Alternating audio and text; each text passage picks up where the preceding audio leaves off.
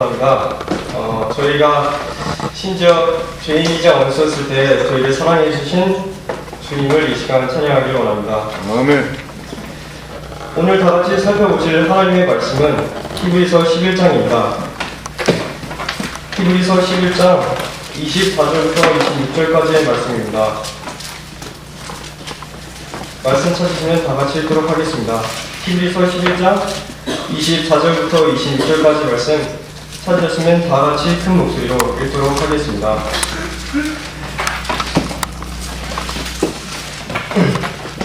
시작.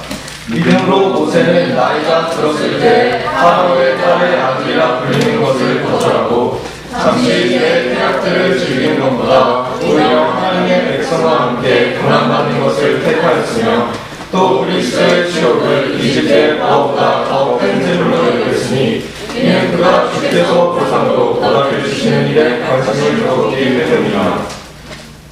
오늘 말씀의 주제는 나의 믿음의 길입니다. 오늘 저는 본문의 말씀을 가지고 나의 믿음의 길이라는 주제로 말씀을 전하도록 하겠습니다. 말씀 위에 잠시 제가 기도드리겠습니다. 기도하겠습니다. 은혜로우신 하나님 아버지, 이렇게 하나님의 말씀을 나눌 수 있는 귀한 시간 허락해 주셔서 감사합니다. 아멘. 오늘 말씀을 통해 모두가 주님의 사랑을 다시금 누릴 수 있게 해주시고 걱정이나 근심하는 마음으로 나온 모든 형제 자매들의 마음을 평안으로 지켜주시길 원합니다. 아멘. 각 사람의 마음이 주님께로 향할 수 있도록 굳게 붙들어 주시길 원합니다. 아멘. 이 시간 오직 주님께서 드러나시고 영광 받으실 수 있도록 역사하여 주시옵소서. 모든 말씀 우리 주 예수 그리스도 이름으로 기도드렸습니다. 아멘. 아멘. 사람들은 저마다 자신의 길을 정해 걸어갑니다. 저희 갈보리 크리스찬 대안학교에서 이제 진로를 정한 학생도 있고 고민하는 학생들도 있을 것입니다. 이와 같이 사람들은 자신의 진로, 곧 나아갈 길을 정합니다. 목표를 세우고 길을 정해서 나아가는 것입니다. 저희가 걸어가는 각 길의 형태나 주위 환경 등은 다를 수 있으나 한 가지 공통점을 가지고 있습니다. 그것이 좁은 길이라는 점입니다. 저와 여러분이 걸어가고 있고 걸어가야 하는 이 길은 아주 좁은 믿음의 길입니다. 오늘 본문의 말씀에서 우리는 모세를 볼 수 있습니다. 저는 오늘 바로 이 본문의 말씀에서 나온 하나님의 사람인 모세의 행적을 보기를 원합니다. 모세는 어떤 인물이었습니까? 그는 하나님의 인도하심에 따라 이스라엘 백성을 이집트에서 건져낸 위대한 지도자이자 하나님의 말씀을 기록한 대언자였습니다. 또한 그는 위대하고 만물의 주이신 하나님께서 마치 친구처럼 대하던 자였습니다. 지금은 주님께서 그분을 믿는 모든 자가 그분의 친구라 해 주셨지만 그 당시에 전능자이신 하나님과 감히 친구처럼 지내던 자는 모세 외에 아무도 없었을 것입니다. 그렇게 저희는 많은 큰 일들을 해내고 하나님께서 친히 친구처럼 대해주신 모세가 걸어간 그의 믿음의 길을 주의 깊게 살펴볼 필요가 있습니다. 본문 24절 말씀을 다시 한번 다 같이 읽도록 하겠습니다. 히브리서 11장 24절 말씀입니다. 시작. 믿음으로 모세는 나이가 들었을 때 파라오의 딸의 아들이라 불리는 것을 거절하고. 이 말씀에서 모세는 자신이 파라오의 딸의 아들이라 불리는 것을 거절했다고 기록되어 있습니다. 여러분, 파라오의 딸의 아들이란 이집트의 왕자를 뜻합니다. 모세는 한 나라의 왕자였습니다. 더구나 그는 왕자로서 이집트의 왕이 될 수도 있는 자였습니다. 그에겐 그 당시 그가 누릴 수 있는 모든 것, 평생 그가 하고 싶은 것들을 다 할 수 있는 재력이 있었습니다. 여러분, 만약 저와 여러분이 한 나라의 왕자였다면, 개인 재산이 30조 원에 이르는 만수르와 같은 재력을 지니고 있었다면 어떻게 행동했을까요? 끊임없는 유혹에 시달리고 심지어 세상과 타협해서 지냈을 수도 있을 것입니다. 하지만 모세는 그러지 않았습니다. 그는 그 높은 지위를 거절하고 하나님의 뜻을 쫓아 행했습니다. 그러나 그가 사무엘과 같이 어릴 때부터 하나님을 안 그 순간부터 주님의 뜻을 쫓았던 것은 아니었습니다. 잠시 말씀을 살펴보도록 하겠습니다. 사도행전 7장 말씀입니다. 사도행전 7장 23절부터 25절까지의 말씀입니다. 사도행전 7장 23절부터 25절까지의 말씀 계속 같이 번갈아 가며 읽도록 하겠습니다. 사도행전 7장 23절부터 25절까지의 말씀 같이 큰 목소리로 번갈아 가면서 읽도록 하겠습니다. 제가 먼저 읽겠습니다. 그가 정확히 40세 되었을 때 자기 형제 이스라엘 자손을 돌아볼 생각이 그의 마음에 들더라. 그들 중에 한 사람이 부당함을 당하는 것을 그가 보고 그를 옹호하여 학대당한 자의 원수를 갚아 20세 치니라.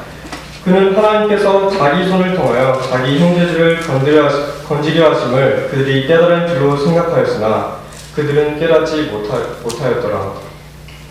모세는 파라오의 딸의 아들로서 자라 40세의 나이까지 많은 것을 배웠습니다. 이집트 사람의 모든 지혜를 배운 그는 말과 행동에 능력이 있었을 뿐만 아니라 하나님이 어떠하신 분인지도 잘 알고 있었습니다. 그러나 그는 40세가 되기 전까지 소극적으로 살았습니다. 아마 세상의 것들이 꽤나 유혹적으로 다가와 하나님께 온전히 집중하기가 힘들었을 수도 있습니다. 혹은 전적으로 하나님만을 따르기에는 불안해서 그랬을 수도 있습니다. 그러나 그의 마음 깊은 곳에는 하나님에 대한 생각이 자리 잡고 있었습니다. 그는 어느 순간 마음을 돌이켰습니다. 그가 어떠한 이유로 마음을 돌이켰는지는 알 수 없으나 분명한 건 하나님께서 그의 마음을 움직이셨다는 것입니다. 하나님께서는 그가 그분의 뜻을 좇도록 그의 마음을 하나님께로 이끌었습니다. 여러분, 이 시간 하나님께서 저와 여러분의 마음을 움직이시길 원합니다. 그분의 뜻을 간구하고 따르려는 마음을 우리에게 주시기를 소망합니다. 아멘. 모세가 40년 동안이나 그랬던 것처럼 지금껏 소극적으로 살았을 수도 있습니다. 주님의 뜻보다는 세상의 것들이 더 눈에 들어왔을 수도 있고 적당히 타협하며 지냈을 수도 있습니다. 그러나 이 시간 저와 여러분의 마음을 주님께 돌이키길 바랍니다. 마음속 깊은 곳에 있었던 하나님에 대한 사랑이 그분을 따르고자 하는 열망이 이제 저희의 온 마음을 차지하게 되길 원합니다.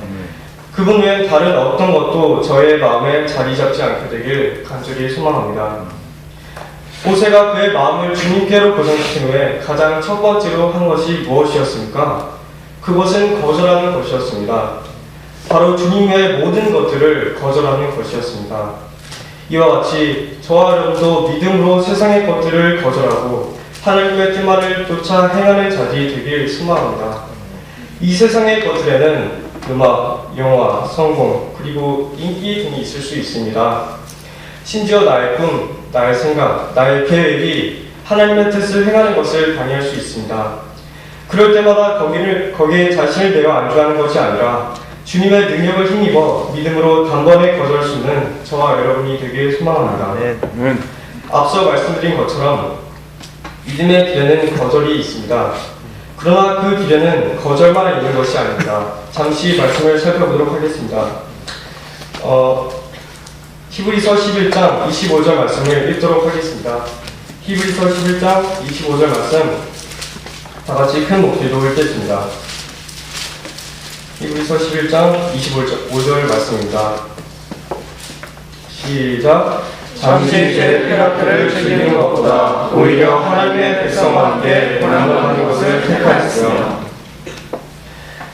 모세는 하나님의 백성과 함께 고난받는 것을 택했다고 기록되어 있습니다.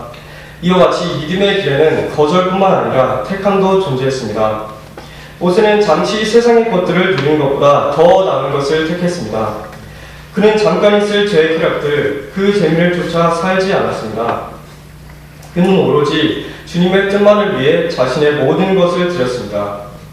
이 길을 택하기 전에 그는 그가 앞으로 걸어갈 길에 대해 잘 알았습니다.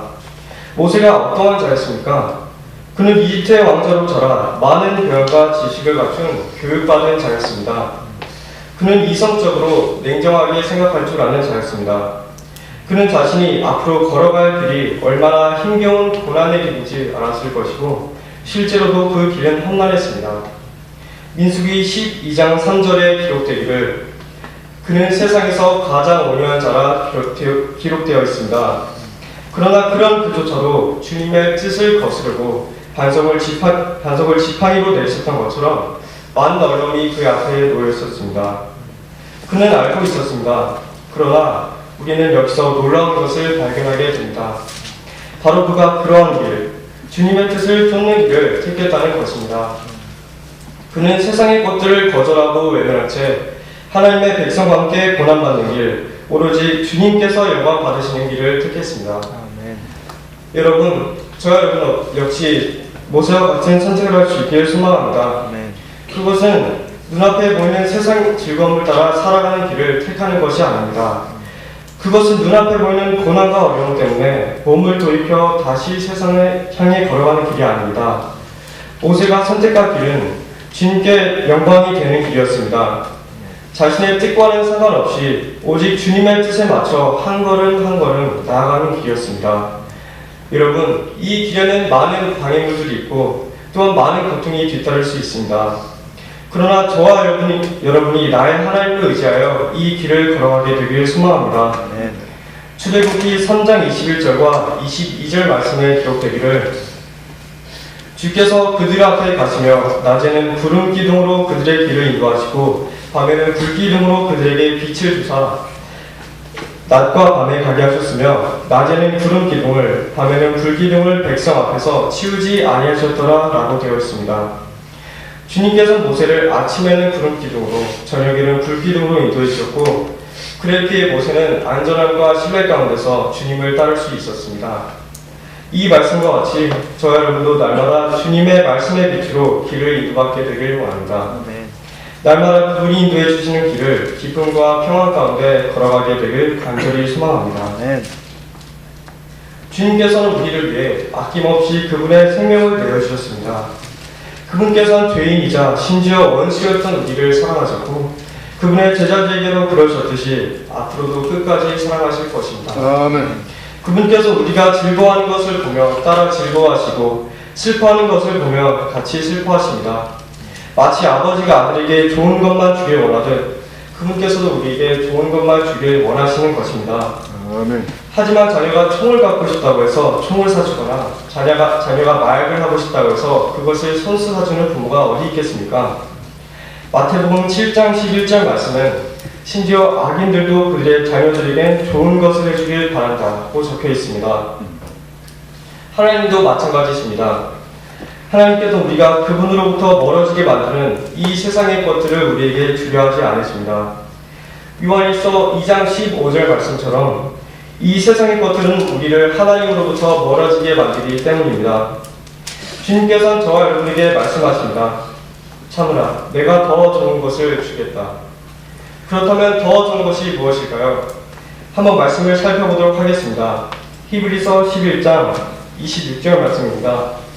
히브리서 11장 26절 말씀 다같이 큰 목소리로 읽도록 하겠습니다. 시작. 또 그리스도의 시험을 이집트의 보화보다 더 큰 재물로 이루었으니 이는 그가 주께서 우상으로 보답해 주시는 일에 관심을 두었기 때문입니다. 여기서 하나님의 사람이 모세가 택했던 길은 세상의 즐거움을 누리는 길이 아닌 오히려 하나님의 백성과 함께 고난받는 길이었습니다. 광야에서 무려 40년 동안이나 떠도는 길이었습니다. 그가 왜 무엇이 아쉬워서 파라오의 딸의 아들이라는 그 엄청난 주의를 버리고 고난받는 길을 택했을까요? 이는 모세가 더 좋은 것을 바라보았기 때문입니다. 그는 앞으로의 죽을 때까지 누릴 수 있는 모든 보화보다 더 값진 보물을 발견했습니다. 그는 지금 눈앞에 보이는 것보다 보이지 않는 더 영광스러운 보상을 바라보았습니다. 하나님께서 보답해 주시는 것에 관심을 둔 것입니다. 이것이 바르고 현명한 믿음의 길입니다. 아멘. 영어 단어들 중에 farsighted라는 단어가 있습니다. 이 단어를 고지고대로 번역하면 멀리 보는 이라는 뜻을 가지고 있습니다. 이 단어의 원래 뜻이 무엇인지 아십니까? 현명한 뜻을 갖고 있습니다. 현명한이라는 뜻을 갖고 있는 단어입니다. 바로 멀리 볼 수 있는 자가 현명한 자라는 것입니다. 모세는 현명했습니다. 그는 바로 앞에 보이는 좋은 것들을 바라지 않고 더 나은 것을 택했습니다. 여러분, 저와 여러분 역시 모세와 같은 선택을 할 수 있기를 소망합니다. 그것은 눈앞에 보이는 세상 즐거움을 따라 살아가는 길을 택하는 것이 아닙니다. 그것은 사탄이 원하는 바입니다. 사탄은 우리가 후에 누릴 영광을 포기하게 하려고 지금 이 세상에서 우리가 영광을 누리게 합니다. 하지만 주님은 다르십니다. 그분께서는 나중에 우리가 풍성한 영광을 누리게 하시려고 지금 이 세상에서의 영광을 잠깐 포기하게 하십니다. 그분의 뜻, 그분께 영광이 되고 기쁨이 되는 그 뜻을 따르는 길을 택하는 것이 바로 현명한 것입니다. 주님께서는 저와 여러분, 나를 위해 그 채찍을 맞으시고 십자가에서 보혈을 흘리셨습니다. 생명까지도 내놓으셨습니다. 저희는 어떤 일을 한들 그분의 놀라운 사랑에 차마 보답할 수 없을 것입니다. 남은 인생 동안 주님의 뜻만 행한다고 해도 그 은혜를 다 갚지 못할 것입니다. 그런데 놀랍게도 오히려 주님께서 보상해 주시겠다고 하십니다. 저희가 보답해 드려야 마땅한데 주님께서 보답해 주시겠다는 것입니다. 아멘. 주님. 저와 여러분이 참으로 세상에 속한 것들이 아니라 하늘에 속한 주님의 보상을 바라보게 되길 소망합니다. 아멘. 세상에서 무엇을 이뤄내겠다는 꿈을 가지고 사는 것이 아니라 하나님의 왕궁에 있는 보화에 기대를 두고 살아가는 저와 여러분이 되길 소망합니다. 아멘. 마지막으로 한 예화를 들고 말씀을 마치도록 하겠습니다. 여러분, 혹시 존 버니언이라는 설교자이자 작가가 쓴 철로역정이라는 책을 읽어보신 적이 있으십니까? 읽어보지 못하셨어도 한 번쯤은 들어보셨을 것입니다. 이 책은 믿음의 길을 걸어가는 크리스찬이라는 한 남자의 여정을 담고 있습니다. 이야기 중간에 정욕이라는 아이와 인내라는 아이가 나옵니다. 두 아이의 보호자가 있었는데 더할 나위 없이 좋은 선물을 줄 테니 내년 봄까지 기다리라고 했습니다. 그때 웬 남자가 보물이 잔뜩 담긴 자루를 들고 오더니 정육의 발 앞에 수북하게 쏟아놓았습니다. 아이는 보화를 집어들고 쌤통이란 듯 인내를 쳐다보며 비웃고 조롱했습니다. 하지만 보물들은 눈 깜짝할 사이에 사가 무드러지더니 흔적도 없이 사라졌습니다. 그 아이는 몹시 울며 후회했으나 인내는 결국 억만 금을 준다 해도 물려받거나 살 수 없는 선물을 받게 되었습니다. 이 이야기에서 정욕은 세상 사람들을, 한 남자는 사탄을, 인내는 그리스도인들을 의미합니다. 세상 사람들은 하나님의 말씀을 거부하고 이 세상의 권세자인 사탄에게 유혹되어 살아갑니다. 그리고 좁은 길을 걸어가는 그리스도인들을 비웃고 조롱합니다. 이 믿음의 길은 세상 사람들에게 어리석어 보이는 길이지만 우리에겐 기쁨과 평안이 넘치는 즐거운 길입니다. 썩어 없어질 세상의 재물을 바라보는 사람들과 달리 우리는 영원한 보상을 소망하기 때문입니다. 저와 여러분이 본향을 사모하는 나그네요 순례자로서 이 길을 걸어가게 되길 소망합니다. 아멘. 세상의 것들을 거절하고 주님의 뜻을 택하며 본향을 소망한 가운데 이 길의 여정을 마칠 수 있게 되길 바랍니다. 아멘. 기도드리겠습니다.